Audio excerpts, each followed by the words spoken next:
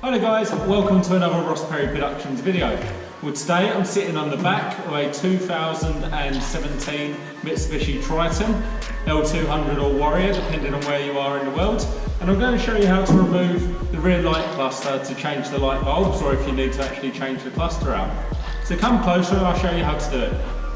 So all we need to do this job is a 10mm socket, spanner, or actually a number 2 Phillips screwdriver. So all we're going to do, there's 2 bolts, one there, one there. Undo these fully.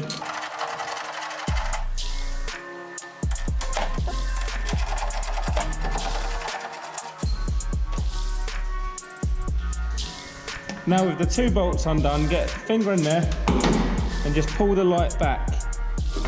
Then that is how you take the light unit off. Now if you want to undo the connection fully, just pull apart that connector there.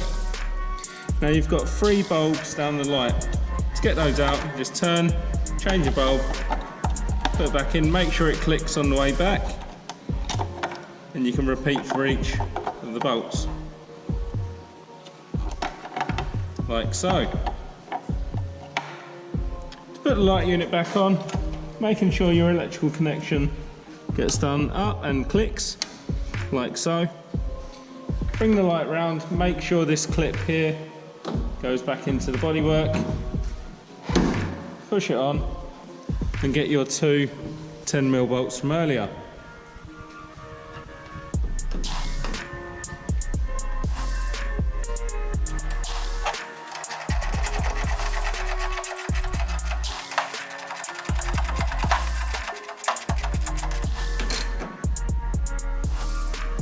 And there you go, that's how to remove and replace the rear light cluster on a 2017 Mitsubishi Triton. If you found this video helpful, please give it a thumbs up and subscribe to my channel.